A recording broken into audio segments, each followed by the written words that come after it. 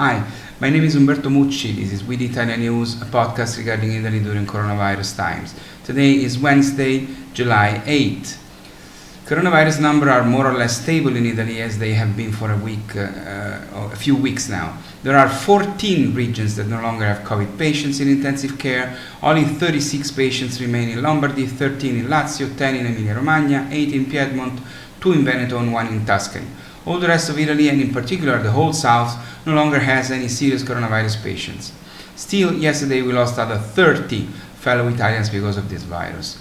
An unfortunate situation is happening among the Italian medical staff.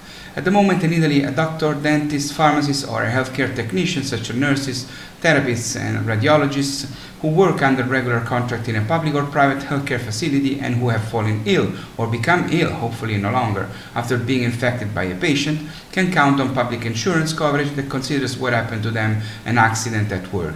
As a result, they are entitled to compensation if they report a permanent disability which, in the event of death, is paid to their family members. General practitioners, on the other hand, do not. They provide a public service in agreement with the health service that pays them, for example, to visit patients.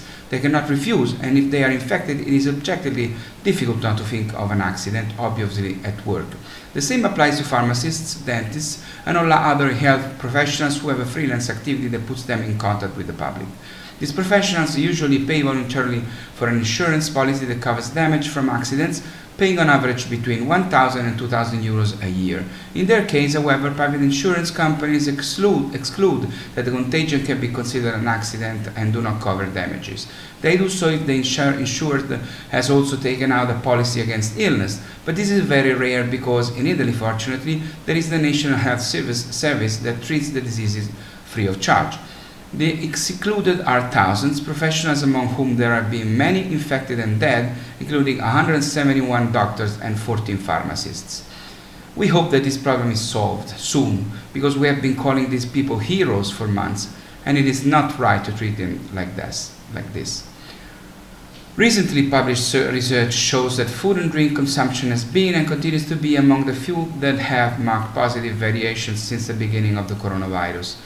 While sales of non-food goods have gone down, minus 22% in value in the first 4 months of 2019 and even minus 52% in April alone, food sales have recorded an increase of plus 5% in the first months of 2019 and plus 6% in April 2020, respectively, driven by basic products of the food chain made in Italy.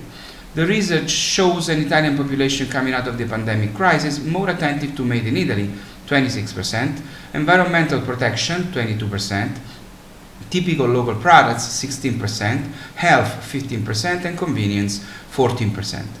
Online sales have seen unprecedented growth, plus 120% from January to June, and plus 160% only in the post-lockdown period, from May 4 to June 21, 2020.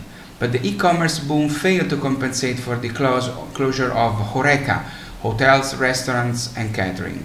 With the lockdown, the search for territoriality and local products has become central in the Italian shopping. For about 6 consumers out of 10, in fact, it is important that the food products to put in a trolley are at 0 kilometer. For 62%, it is equally crucial that the food product is typical or attached to a specific area, and for 58% that it is made by small local companies. During the quarantine, it has acquired value for 47% of consumers to shop solidarity shopping linked to charitable initiatives, and for 36% to be able to take advantage of home delivery. Looking ahead, from now until the next 30 years, an older Italian population will lead to a decrease in consumption of close to 10%. To survive the drop in domestic demand, export will need to grow.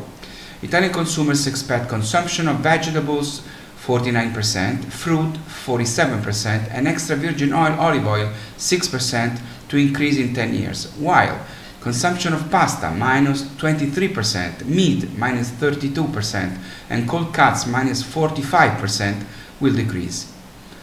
Marta Cartabia is the current president of the Italian Constitutional Court, the Italian alter ego of the American Supreme Court, and she is also a bride exception. In the other institutions of the state, however, the pattern is always the same. They are all presided over by men. This is shown by the study carried out by a network of about 100 female jurists and scholars who have analyzed the most important 12 Italian institutions in which at least some of the members have been chosen by politics. Although undeniable progress has been made over the last 2 decades, a very serious underrepresentation of women is still there. All the independent authorities whose members are appointed by politics, not by the President of the Republic, who is balancing this, but by governments. But also the Directorate of the Bank of Italy and the Italian Agency for Statistics are led by men, with only one exception: the Authority for Childhood and Adolescence, as if the only thing women are capable of doing is taking care of their children, a classic stereotype unfortunately hard to disappear in Italy. The story of the day is from Rome, where Italian doctors, females and male doctors, once again made medical history. 2 female Siamese twins, joined at the head, were separated by surgeons at Rome's Bambino Gesù Children's Hospital last month, in the first such case in the world. The twins from the Central African Republic had been joined since birth from the back of the head, with the cranium and much of the vein system in common. The girls were separated on June 5 during a risky 18-hour operation, following 3 extremely delicate operations over the previous year done in Italy. Doctors say that the 2-year-old girls, Ervina and Prefina, are doing well. We are so proud of these Italian doctors. That's all for now, that's all for today. Please stay safe and stay healthy. I'll see you on Friday. Ciao from Rome, this was We the ItaliaNews. My name is Umberto Mucci.